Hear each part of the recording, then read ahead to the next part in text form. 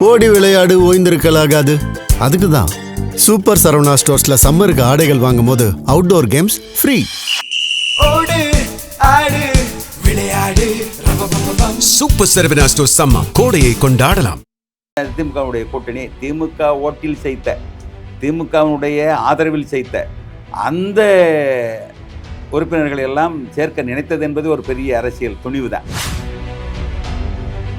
எங்களுக்கு ஆட்சியில் பங்கெடுக்க மாட்டோம், நாங்கள் வெளியிருந்து ஆதரவு இருக்கோம். இதுதான் திமுக தலைவருடைய முக்கியமான குறிப்பு. அதிமுக ரெண்டாக பிரிந்து தவிகவுக்கு ஆதரவு தரப்போகிறார்கள் என்ற செய்தி பரவியவுடன் திருமாவளவனுடைய நிலைப்பாடு டக்கு என்று உடனே மாறி ஆதரவு கிடைத்து கொடுத்து விட்டார். கஜனாவை காலியாக வச்சுட்டு போயிட்டாங்க. 10 லட்சம் கோடி கடன்ல இருக்கு. நான் அங்க போய் பார்த்தாதான் என்ன இருக்குன்னு எனக்கு தெரியும். போய் பார்த்து நிதிநிலையெல்லாம் தெரிஞ்ச பின்னால பேச வேண்டிய விஷயத்த தெரியறதுக்கு முன்னாலே கஜானா காலி என்பதை பேசுறதை தவிர்த்துருங்க. நான் தப்பு பண்றவங்கள போறேன், தப்பு பண்ணவங்கள போறேன் கண்டுபிடிச்சு தண்டிப்பேங்கிறத சொல்ல முடியல, ஊழலை ஒழிப்பன்னு சொல்ல முடியல. இப்ப அந்த வார்த்தை வரல.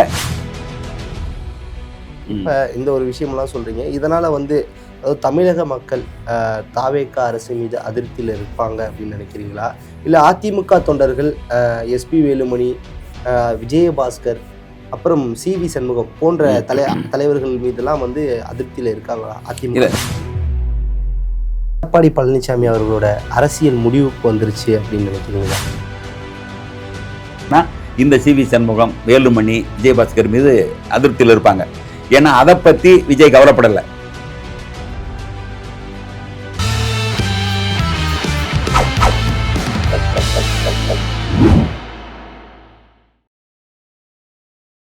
ஜெம் தொலைக்காட்சி நேயர்களுக்கு வணக்கம். இன்றைய சிறப்பு நேர்காணலில் நம்மோடு பேராசிரியர் ஐயா அவர்கள் இணைந்துள்ளார்.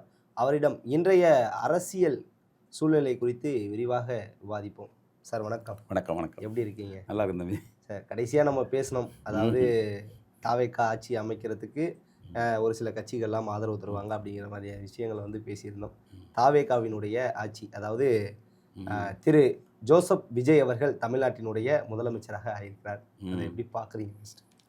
அதாவது உண்மையிலேயே தமிழகத்தில் இதுவரை காணாத, யாராலும் கண்டு மகிழாத ஒரு காட்சி தான் நடந்தது. இன்னும் சொல்லப்போனால் பதவியேற்கின்ற நிகழ்வில் கூட இவர் ஏதோ திரைப்படத்தில் காட்சி வெளிப்படுத்துவது போல் ஒரு உணர்ச்சி வசப்பட்ட அந்த ஓங்கிய குரலில் அவர் பேச தொடங்கினார். ஆளுநர் கொஞ்சம் கட்டுப்படுத்துகிற மாதிரி இருந்து, இது முறை சபையினுடைய இதுக்கு ஏற்ற மாதிரி பண்ணணுங்கிற மாதிரி கொஞ்சம் கட்டுப்படுத்தினார், பார்த்தோம். அது சிலருக்கு கொஞ்சம் ஒரு அரசியல் வரலாற்றை, இந்த சபையினுடைய மாண்பை அறிந்தவர்கள் ஏன் இப்படி அவர் இந்த மாதிரி பண்ணுறாரு, இயல்பாக பதவியேற்பை செய்ய வேண்டியதானே, இதில் அதுக்கு ஒரு உரை நிகழ்த்தி அதுக்கு பழைய வரலாறுகளை எல்லாம் சொல்லி சவால் விட்டு பெரிய பெரிய இதெல்லாம் பிரகடனப்படுத்துகிறாரு, இது கொஞ்சம் வித்தியாசமாக கூடுதலான ஒரு இதாக இருக்கிறதே என்று கணித்தார்கள். ஆனால் அதையும் தாண்டி சரி, அவர் சொல்வது சரியாகத்தானே இருக்கிறது, பரவாயில்லை, சொன்ன விதம் இது இருக்கலாம் அப்படி, ஆனால் சொன்ன செய்திகள் சரிதானே என்பது போல் சமாதானம் அடைந்தார்கள். அதனுடைய இது உங்களுக்கு தெரியும். அதாவது பெரும்பான்மை இல்லை என்கிற அந்த நிலையில் பெரும்பான்மைக்கு அவர் எவ்வளவு போராடினார்கள் என்பதில் தான் அவருடைய அரசியல் தொடக்கம் தொடங்கியது. அரசியல் என்பது அங்கே தான் தொடங்குச்சு. ஏன்னா பெரும்பான்மை இல்லை, ஆட்சி அமைக்கணும். அப்படிங்கும்போது அவங்க என்ன செய்தால் இந்த பெரும்பான்மையை கொண்டு வரலாம்ங்கிறதுக்கான பல முயற்சிகளை செய்கின்ற பொழுது முதல்ல அவங்க கையில் எடுத்தது திமுக கூட்டணியில் உள்ள காங்கிரஸையும் இடதுசாரி அமைப்புகளையும் விசிகாவும் தான் முன்னெடுத்தாங்க. காரணம், இவர்களுடைய சிந்தனை போக்கு, செயல்பாடுகள் எல்லாமே நமக்கு கொஞ்சம் ஒத்து வரும் என்கிற ஒரு நிலைப்பாடை அவர்கள் முன்னெடுத்தார்கள். ஏனென்றால் தேர்தலுக்கு முன்னால் கூட அவர்களோடு தான் கூட்டணி வைப்பதற்கான ஒரு முயற்சியை செய்தாங்க. அதிமுகவோட முயற்சி இப்போ செய்தாலும் கூட, ஆரம்பத்தில் முயற்சி பண்ணாலும் அது விட்டுப்பட்டு போன பின்னால் இவர்கள் வந்தால் நல்லா இருக்குங்கிற நிலைப்பாடு தான் தவிகவுக்கு இருந்தது. அந்த அடிப்படையில் தான் திமுகவுடைய கூட்டணி திமுக ஓட்டில் செய்த, திமுகவினுடைய ஆதரவில் செய்த அந்த உறுப்பினர்களை எல்லாம் சேர்க்க நினைத்தது என்பது ஒரு பெரிய அரசியல் துணிவு தான். அப்போ பொது உடைமை இயக்கத்தை கூப்பிடுறாங்க, விசிகாவை பார்க்குறாங்க, எல்லாம் செய்கிறாங்க. அங்கே இழுவையாக இருக்குது. ஏன்னா முன்னாள் முதல்வர் ஸ்டாலினுடைய இந்த மனநிலை எப்படி இருக்கும்னு தெரியாது என்பது போல். ஏனென்றால் ஒரு தோல்வியிலே தோண்டு கொண்டிருக்கிறவர்கிட்ட போய் வெந்த புள்ள வேலை பாய்ச்சுற மாதிரி நாங்கள் அவங்களுக்கு ஆதரவு கொடுக்க போகிறோம்னு சொன்னால் அதை எப்படி பார்ப்பாங்க? இயல்பாக பாருங்கள், தன்னுடைய ஆதரவில் தன் தொண்டர்களுடைய ஓட்டில் ஜெயிச்சுட்டு இப்போ வந்து நம்மை தீயசக்தி என்று வசைப்பாடிய அந்த தவைக்காவனுடைய விஜயனுடைய அந்த ஆட்சிக்கு ஆதரவு அளிக்கிறேன் என்று இடதுசாரிகளும் விசிகாவும் முடிவெடுத்தால் அதை இயல்படுத்துக்கிற முடியுமா? எனவே காங்கிரஸ் செய்த அந்த துரோகத்தை ஸ்டாலின் மனசில் வச்சுக்கிட்டு சொல்லாமல் கொள்ளாமல் நமக்கு எதிராக திரும்பிய காங்கிரஸை விட இவர்கள் நம்மளோட மனித அனுமதி கேட்டு நம்மளுடைய அந்த இணக்கத்தை தெரிந்து கொண்டு ஆதரவு தரலாமா என்று கேட்கின்ற நிலையில் இருக்கிறார்களே, அதுவே நமக்கு சந்தோஷம்னு சொல்லி குறிப்பா அவங்க சொல்லக்கூடிய எல்லா விஷயமும் என்னன்னா, இந்த விடுதலை சிறுத்தைகளுடைய முழக்கம், அதாவது தொல் திருமாவளவன் அவர்கள் ஆரம்பத்திலிருந்து ஆட்சியிலையும் பங்கு அதிகாரத்திலையும் பங்கு அப்படிங்கிற ஒரு விஷயத்த சொன்னாங்க.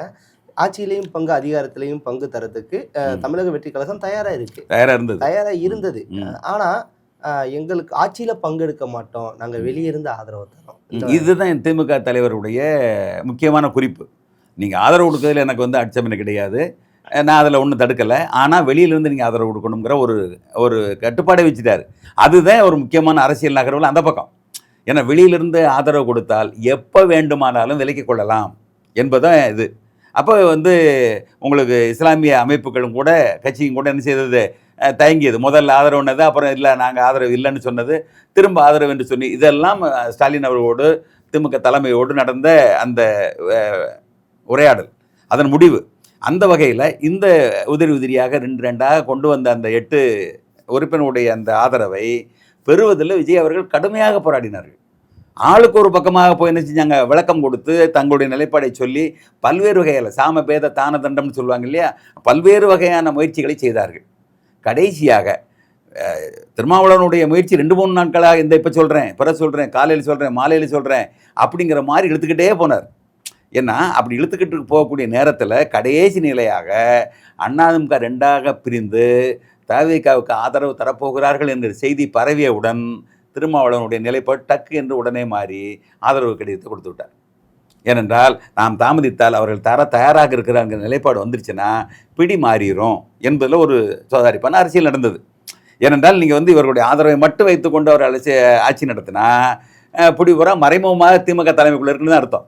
ஏன்னா அந்த தலைமைக்கான நிலையில் தான் அவங்க 4 பேர் இருக்கிறாங்க ஒப்புதல் கேட்டு. அப்போ எதுவாக இருந்தாலும் அவனன்றி ஓரணிவும் அசையாது என்பதை போல ஸ்டாலினுடைய அந்த குறிப்பறிந்து தான் அந்த 4 பேர் இது பண்ணுவாங்க. இப்போ சண்முகம் கூட சொன்னார், நான் திமுகவோட அனுமதி ஏற்க வேண்டிய அவசியம் இல்லை, நாங்கள் இண்டிபெண்டன்ட் பார்ட்டி, நாங்கள் தனித்துவமான கட்சின்னு சொல்லி சொன்னார். என்றாலும் கூட அந்த ஒரு அவருடைய புரிந்துணர்வு அடிப்படையில் அதை செஞ்சாங்க. ஆனால் அவர்கள் வந்து விட்டால், இவர்கள் தயங்கி அவர்கள் வந்து விட்டால் பிடி என்பது அதிமுக கைக்குள்ளே போகும், அது மறைமுகமாக பாஜக கையில் போகும் என்பது போல விளக்கம் சொல்லித்தான் திமுக தலைவரை சமானம் செய்திருக்கிறார் என்பது வெளிப்படையாக தெரியுது. ஓகே சார், இப்போ குறிப்பாக அந்த முதல் 3 கையெழுத்து முதலமைச்சராக ஆன பிறகு தமிழகத்தினுடைய முதலமைச்சர் திரு ஜோசப் விஜய் அவர்கள் போட்ட முதல் 3 கையெழுத்து, ஒன்று அதாவது 500 யூனிட்டுக்கு குறைவாக பயன்படுத்தக்கூடிய குடும்பங்களுக்கு 200 யூனிட் மின்சாரம் இலவசம், பெண்கள் பாதுகாப்பை உறுதிப்படுத்துவதற்காக சிங்க பெண்கள் சிறப்பு படை, அதே போல போதையை குறைப்பதற்காக போதை பழக்கத்தை குறைப்பதற்காக சிறப்பு படை, அதாவது மாவட்ட ரீதியாக சிறப்பு படைகள் அமைக்கப்படும். இந்த 3 கையெழுத்தை பற்றி என்ன நினைக்கிறீங்க? இதில் ஒன்று, மின்சாரம் என்பது கூடுதலாக 200 யூனிட் என்று தான் சொன்னார்கள் முதல்ல, அதுதான் வாக்குறுதியில் இருந்தது. ஆனால் பின்னால் என்ன செஞ்சிட்டாங்க, திருத்தம் செய்து அவர்களுக்குள்ளே திருத்தம் செய்து 500 யூனிட்டுக்கு உள்ளே பயன்படுத்துகிறவங்களுக்கு 200 யூனிட், அது 2 மாதத்துக்கு. 500க்கு மேலே போயிடுச்சுன்னா எப்போதும் போல 100 யூனிட் தொடரும் என்பதில் அதை திருத்தம் செய்து கொண்டார்கள். அது ஒரு கொஞ்சம் புத்திசாலித்தனமான விஷயம். அதுவும் ஆரம்பத்தில் சொல்லலை, 200 மின்சாரம் 500 யூனிட்டுக்கு கீழே பயன்படுத்தக்கூடிய குடும்பங்களுக்கு 200 யூனிட் மின்சாரம் இலவசம் மட்டும்தான் கையெழுத்திடப்பட்டது.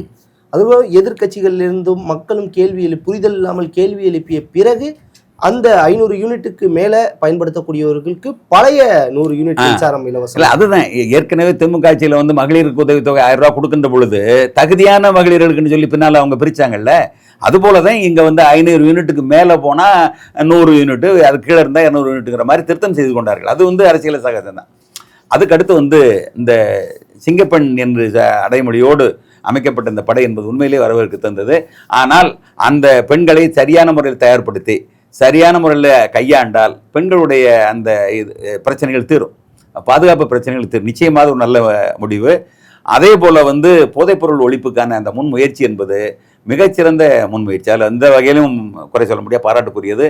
ஆனால் அது வெற்றிகரமாக நடத்தி செல்வதற்கான திட்டமிடுதலை செய்யணும். அதோட தொடர்ச்சி உங்களுக்கு தெரியும், மதுக்கடைகளை அடைப்பது. பேசும் சார். இந்த சிங்கப்பெண்கள் அதிரடிப்படையில குறிப்பா ஐஜி தலைமையில சிங்கப்பெண் சிறப்பு அதிரடிப்படை அமைப்பதற்கான அரசாணையை வந்து தமிழ்நாடு அரசு வெளியிடுச்சு, நம்ம எல்லாரும் பார்த்தோம். சிங்கப்பெண் சிறப்பு அதிரடிப்படை முதலமைச்சர் விஜயின் நேரடி கண்காணிப்பில் இயங்கும் என அதுல தகவல் சொல்லியிருக்காங்க. ஐஜி தலைமையில் ஒரு எஸ்பி, 2 டிஎஸ்பிகள், 4 ஆய்வாளர்கள் இடம்பெறுவார்கள் அப்படிங்கிற ஒரு இது இல்லை. அந்த அளவுக்கு அதற்கு முதன்மை தந்திருக்கிறார் விஜய் அவர்கள். அதான் முக்கியமாக என்னுடைய நேரடி பார்வையில். அப்போ எல்லா விஷயங்களோடும் ஒப்பிடுகின்ற பொழுது இதற்கு முக்கியத்துவம் தர வேண்டும் என்கின்ற அவருடைய மனநிலை. அதுதான் இன்றைக்கு தமிழகத்தில் ஒட்டுமொத்தமாக பிரச்சனை, மகளிருக்கான அந்த பாதுகாப்பற்ற நிலை, அவர்களுக்கான அந்த மிகப்பெரிய நெருக்கடிகள். எனவே அந்த நிலையில் அவர் ஒட்டுமொத்தமான பிரச்சனைகளில் இது முதல் பிரச்சனை எடுத்து என்னுடைய நேரடி கண்காணிப்பில் இந்த அதிரடிப்படை இயங்கும் என்பது போல அந்த சிங்கப்பெண்கிற அந்த படையை சொல்லி பெண்களுக்கு அது நிச்சயமாக ஒரு துணிச்சலை, ஒரு பெருமையை தேடித்தரக்கூடிய விஷயம்தான். அது பாராட்டுக்குரிய விஷயம். Okay sir. இப்போ அன்னைக்கு பேசும்போது நிறைய விஷயங்களை சொன்னார். அதாவது நான் ஒன்றும் தேவ தூதன் இல்லை, நானும் சாதாரண மனிதன், நானும் இயல்பான வாழ்க்கையை தான் வாழ்றேன், ஒரு சாதாரண அசிஸ்டன்ட் டைரக்டருக்கு மகனா பிறந்தேன், எனக்கு பசியோட கஷ்டம்லாம் தெரியும், நான் ஒன்றும் டைரக்டா அந்த மன்னர் பரம்பரையில இருந்தெல்லாம் வரல அப்படிங்கிற விமர்சனங்கள் எல்லாம் வச்சாரு. குறிப்பா சொல்லணும் அப்படின்னு பாத்தீங்கன்னா இந்த ஒரு விஷயத்த சொன்னாரு. சாத்தியம் இல்லாத வாக்குறுதிகளை நான் கொடுக்க மாட்டேன், சாத்தியம் இருக்கத நான் செய்யறேன், நீங்களாம் கூட இருக்கும்போது, கோடிக்கணக்கான மக்கள் என் கூட இருக்கும்போது எல்லாமே எனக்கு சாத்தியம் தான் அப்படிங்கிற ஒரு விஷயத்த சொன்னாரு. எனக்கு கொஞ்சம் டைம் கொடுங்க. அது கேட்டுக்கிட்டாரு. கஜானா காலியா இருக்குது, அதை பேசுவோம். எனக்கு கொஞ்சம் டைம். இந்த உரையாடலினுடைய சாராம்சம் என்ன தெரியுமா? மக்கள் மனதிற்கு நெருக்கமாவது, அதுதான் முக்கியமானது. மக்கள் மனதில் ஏற்கனவே ஒரு நடிகராக இருந்து அதை மனதிலே இடம் பெற்றாச்சு. இப்போ அரசியல் தலைவராக, ஒரு முதலமைச்சராக இருந்து இன்னும் கூடுதலாக மக்கள் மனதிலே நெருக்கமாக போக வேண்டும் என்பதற்காகத்தான் இந்த தன்னுடைய குடும்ப நிலையை சொல்லி, நான் சாதாரணமானவன் தான், என்னை ரொம்ப இது பண்ண வேண்டியதில்லை என்பது போல என்ன செய்கிறாங்க, மக்களுக்கு நெருக்கமாக வருகிறார். ஏன்னா அவர் தனிமையில் இருக்கிறார், அவரை சந்திக்க முடியாது, அவர் பார்க்க முடியாது, அப்படியெல்லாம் விமர்சனம் செய்தார்கள் இல்லையா, அதை உடைக்கிறாரு. அப்படி இல்லை, நான் சாதாரணமான வந்தேன், சாதாரண குடும்பத்திலேருந்து வந்தேன் அப்படிங்கிறதெல்லாம் சொல்லிட்டு மன்னர் பரம்பரையெல்லாம் சொல்றது, மக்களுக்கு நான் நெருக்கமானவன், நான் என்ன செய்யணும், என்னை எப்போ வேணாலும் பார்க்கலாம் என்பதை ஒரு செய்தியாக இந்த மக்களுக்கு சொல்றாரு. அதுதான் பார்க்கணும். ஓகே, நீங்க சொன்ன மாதிரி கஜானாவை காலியா வச்சுட்டு போயிட்டாங்க. 10 லட்சம் கோடி கடன்ல இருக்கு. நான் அங்க போய் பார்த்தாதான் என்ன இருக்குன்னு எனக்கு தெரியும். நான் பார்த்துட்டு வெள்ளை அறிக்கை மக்கள்கிட்ட நான் டிரான்ஸ்பரண்டா இருக்க விரும்புறேன், வெள்ளை அறிக்கை கொடுத்துட்டு தான் நான் ஆட்சியை தொடரும் அப்படிங்கிற ஒரு விஷயத்தை சொன்னார். இதை எப்படி? அதாவது ஒவ்வொரு ஆட்சி வருகின்ற பொழுதும் வெள்ளை அறிக்கை கொடுப்பது என்பது இயல்பான ஒன்று.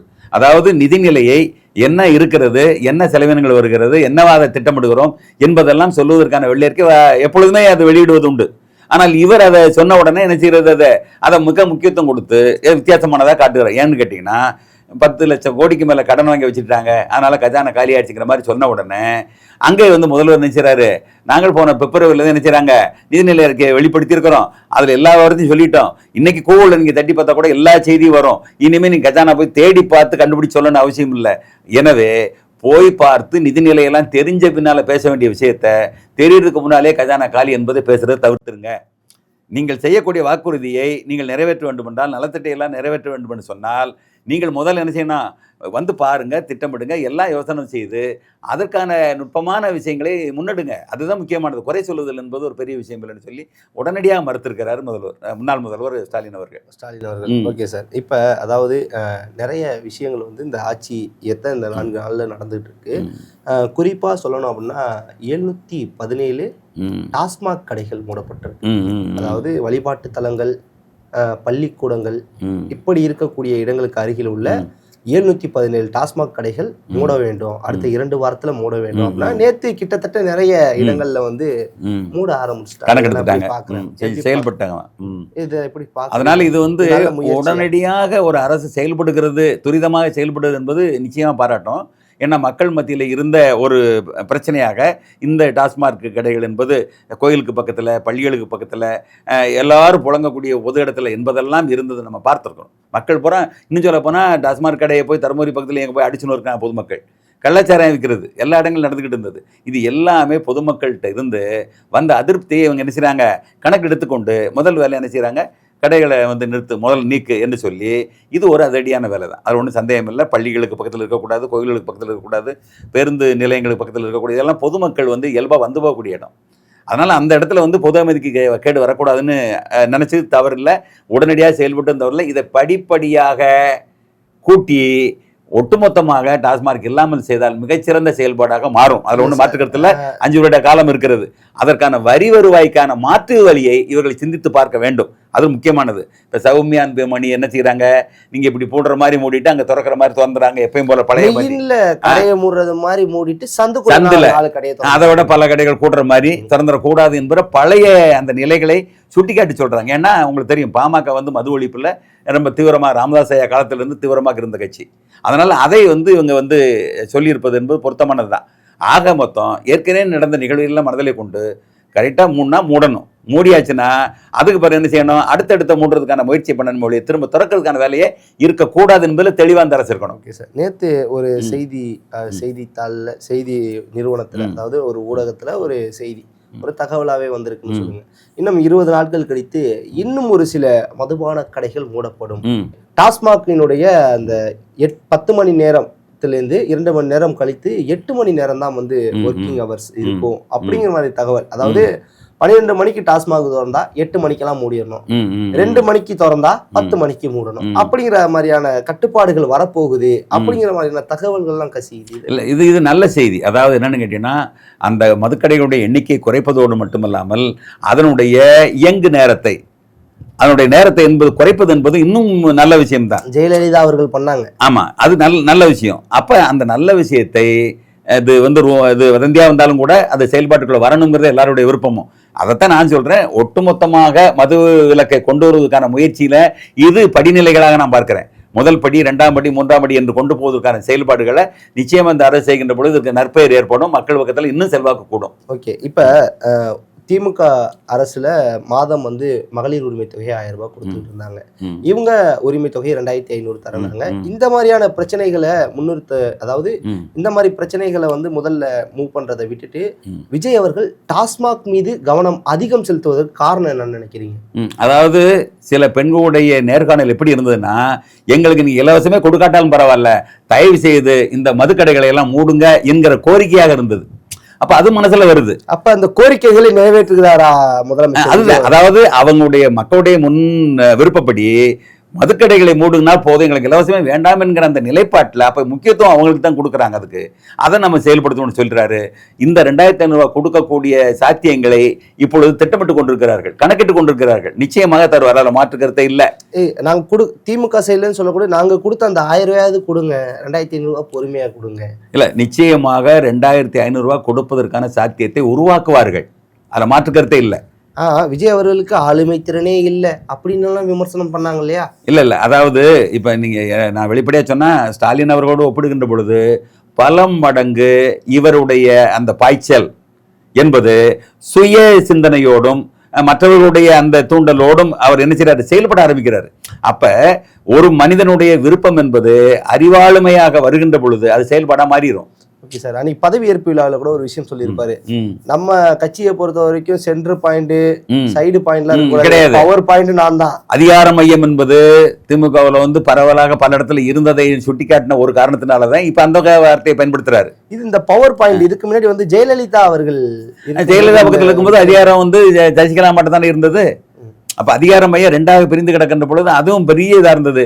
ஆனா திமுக வருகின்ற அதிகார மையம் 4ஆக மாறுகிறது. சபரீசனிடம் ஒரு அதிகார மையம் இருந்தது, ஒரு உதயநிதியிட்ட ஒரு அதிகார மையம் இருந்தது. இப்படி நம்ம பரவலா பேசப்பட்டதை பார்த்தோம். இதையெல்லாம் மனசுல வச்சுக்கிட்டு தான் இது என்னது அதிகார மையம் ஒரே ஒரு மையம் தான், நான் மட்டும்தாங்கிறத தெளிவா சொல்லிட்டார். அன்னைக்கு இன்னொரு விஷயம் பேசினார் சார், குறிப்பா அதை வந்து சொல்லணும். நான் வந்து முன்னாடி சொன்னது மாதிரிதான், மக்கள் பணத்திலிருந்து 1 ரூபாய் கை வச்சு எடுக்கணும் அவசியம் எனக்கு கிடையாது. என் கூட இருக்கவங்களும் அந்த நோக்கத்துல இருக்காதீங்க. ஒருவேளை நம்ம ஜெயிச்சிட்டோம், ஒரு ஆட்டம் ஆடி பார்த்துட்டு நினைச்சீங்கன்னா அதை எரேஸ் பண்ணிருங்க. ஓப்பனா ஸ்டேஜ்ல சொல்றாரு. நல்ல விஷயம், இது பாராட்டக்கூடிய விஷயம். இதோடு இன்னொரு வார்த்தையை சேர்த்து சொல்லியிருக்கணும்னு ஆசைப்பட்டேன். என்னன்னு கேட்டீங்கன்னா, இதுவரைக்கு ஆண்டவர்கள் செய்த தப்பையும் நான் கண்டுபிடிச்சு என்ன செய்வேன், அதை தண்டிப்பேன் என்கிற வார்த்தையை சொல்லணும். ஏன்னு கேட்டிங்கன்னா, நான் தப்பு பண்ண மாட்டேன், என் கூட இருக்கணும் தப்பு பண்ண மாட்டேன்னு சொல்வது பாராட்டுக்குரிய விஷயம். ஆனால் ஏற்கனவே நடந்த தப்பை கண்டுபிடிச்சு அதை சரி செய்யணும் இல்லையா? அப்போ அந்த பொறுப்பு அரசுக்கு இருக்குல்ல, அதை ஏன் சொல்லலை அப்படிங்கிற கேள்வி வருகிறது. ஏன் சொல்லலைன்னா, இன்றைக்கு அந்த காட்சிகள் தப்பு பண்ண அத்தனை பேரும் வரிசையாக வந்து ஆதரவு கொடுப்பதை தவிர்க்க முடியாமல் விஜய் ஏற்றுக்கொள்கிறார் என்று சொன்னால் அப்போ அந்த வார்த்தையத்தை சொல்ல முடியாது. நான் தப்பு பண்ணுறவங்கள போகிறேன், தப்பு பண்ணவங்கள போகிறேன் கண்டுபிடிச்சு தண்டிப்பேங்கிறத சொல்ல முடியலை, ஊழலை ஒழிப்பேன்னு சொல்ல முடியலை. இப்போ அந்த வார்த்தை வரல. நல்லா யோசிச்சு பாருங்க. ஏன்னா இப்போ வந்து உங்களுக்கு வந்து பொது உடைமை கட்சிகளோ விசிகாவோ காங்கிரஸோ ஆதரவு கொடுக்கின்ற பொழுது இந்த பேச்சு இல்லை. இப்போ அண்ணாமலை முழுக்க வருகிறது, ஒரு அணியாக பிரிந்து வருகிறார்கள். அவர்களும் உள்ள இருந்து அமைச்சர் பதவி பெற நினைக்கிறாங்க. அப்போ அதை ஏற்றுக்கொண்டால் விஜய் அவருடைய தூய கட்சி என்ன ஆகும்? அத்தனை பேர் மீதும் பல வழக்குகள் இருக்கின்றன, ஊழல் வழக்குகள் இருக்கின்றன, அதை சந்திச்சுக்கிட்டு இருக்காங்க. அப்போ அவங்க உள்ள வந்து அதிகாரத்தில் பங்கெடுத்து கொண்டால் இந்த ஆட்சி என்பது எப்படி தூய ஆட்சியாக இருக்க முடியும்? அப்படி ஒரு கேள்வி எழுதுறது இல்லையா? எனவே அதையும் இவர் உடைச்சு சொல்லணுங்கிறது என்னுடைய விருப்பம். Okay sir. அதாவது முதலமைச்சராக பதவியேற்றாச்சு, தலைமைச் செயலகத்தில் போயும் நிறைய கையெழுத்தெல்லாம் விட்டார், ஆலோசனைகள்லாம் நடந்துச்சு, சட்டமன்ற கூட்டமும் நடந்துச்சு. அது முடிந்தவுடன் முன்னாள் முதலமைச்சர் மு.க. ஸ்டாலின் அவர்களுடைய இல்லத்துக்கு போறாரு, வைகோ அவர்களுடைய இல்லத்துக்கு போறாரு, சீமான் அவர்களுடைய இல்லத்துக்கு போறார், தொடர்ச்சியாக அன்புமணி அவர்கள் இல்லத்துக்கு போகிறார். நேற்று விடுதலை சிறுத்தைகள் கட்சி தலைவர் தொல் திருமாவளவன் அவர்கள் வீட்டில் போய் அவரை சந்திக்கிறார். தொடர்ச்சியா இந்த தலைவர் சந்திப்பு அப்படிங்கிறத எப்படி பாக்குறீங்க இந்த தமிழக அரசியல் வரலாம்? இது ஒரு நல்ல பண்பாடான செயல் தான், அதில் மாற்றுக்கிறது இல்லை. தை திருநாளை முன்னிட்டு அது காணும் பொங்கல் ஒன்று வரும். அப்போ வந்து நல்ல அன்புடையவர்கள் வந்து ஒருத்தர் சந்திக்கக்கூடிய அந்த விஷயங்களை முன்னெடுப்பாங்க. இப்போ ஒரு ஆட்சியை தொடங்குகின்ற பொழுது எந்த நெருக்கடியும் இல்லாமல் பூரணமாக மற்றவருடைய அந்த அந்த முரண்பாட்டை கூட களையணும் அப்படிங்கிற நினைக்கிறார். மன அளவில் முரண்பாடு இருந்தால் அதை சரி செய்யணும், அதை குறைக்கணுங்கிற அந்த ஆலோசனை அடிப்படையில் என்ன செய்கிறார்? எதிர்க்கட்சி தலைவரை சந்திக்கிறார். அது ஒரு பண்பட்ட செயல் தான், அதில் மாற்று கருத்து இல்லை. அதே போல் எல்லாரையும் சந்திக்கிறார். அப்போ ஒரு முரணான நிலை, அரசியல் முரண் இருந்தாலும் கூட அது கொஞ்சம் குறையும். பரவாயில்ல, விஜய் வந்து இந்த அளவுக்கு நம்ம இறங்கி வர்றாரு. அவர்கள் இல்லத்துக்கெல்லாம் சென்று அதுதான் பார்க்கக்கூடிய ஒரு விஷயம். எதிரும் புதிருமாக விமர்சனம் செய்தவர்களை கூட நேரடியாக போய் பார்ப்பது என்பது பகை தனி வினை. இது திருக்குறள்ல நம்முடைய சங்க இலக்கியங்கள்ல சொல்லக்கூடிய தமிழர் மரபுல பகை தனி வினைன்னு பேரு. பகை இருந்தாலும் அதை தணிக்கக்கூடிய செயல்பாடுகளை செய்ய வேண்டும் என்பதாக அதை ராஜேந்திரத்தோடு செய்கிறாரு. ஆனால் ஒரே ஒரு நெருடல், எடப்பாடி பழனிசாமி அவர்கள் வந்து ஒரு நாட்டினுடைய தமிழ்நாட்டினுடைய முதலமைச்சராக இருந்தவர், எதிர்க்கட்சி தலைவராக இருந்தவர், இன்றைக்கு ஒரு கட்சியினுடைய தலைவராக இருந்து பொதுச் செயலாளராக இருக்கிறார்.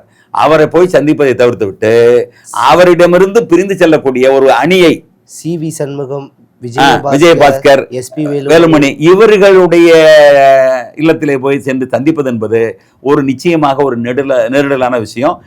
இது வந்து சரியாகப்படல. ஏன்னா அவர் செய்த அத்தனை செயல்பாடுகளும் பாராட்டப்படுகின்ற நேரத்தில் இந்த ஒரு செயல்பாடு நெருடலான ஒரு விஷயமாக பார்க்கப்படும். Okay sir. இப்போ இந்த ஒரு விஷயம்லாம் சொல்கிறீங்க, இதனால் வந்து அதாவது தமிழக மக்கள் தாவேகா அரசு மீது அதிருப்தியில் இருப்பாங்க அப்படின்னு நினைக்கிறீங்களா? இல்லை அதிமுக தொண்டர்கள் எஸ்.பி. வேலுமணி, விஜயபாஸ்கர், அப்புறம் சி.வி. சண்முகம் போன்ற தலைவர்கள் மீதெல்லாம் வந்து அதிருப்தியில் இருக்காங்களா அதிமுக? நிச்சயமாக அதிமுகவில் உள்ள தொண்டர்கள் வந்து அதிருப்தியில் இருப்பாங்க. யார் மேலேனா இந்த சி.வி. சண்முகம், வேலுமணி, விஜயபாஸ்கர் மீது அதிருப்தியில் இருப்பாங்க. ஏன்னா அதை பற்றி விஜய் கவலைப்படலை. அது அந்த உள்கட்சி வந்து பிரச்சனைகள், அந்த கட்சி உடையதை பற்றி பிரச்சனை, நமக்கு அவருடைய ஆதரவு கிடைக்கிற என்கிற அந்த நிலைப்பாட்டில் மட்டும்தான் விஜய் ஆதரிக்கிறாரு. நேரடியாக போய் சந்திக்கிறாரு, பொன்னாடை போர்த்துறாரு, இன்றைக்கு அவர்களை வந்து அரவணைக்கிறாரு.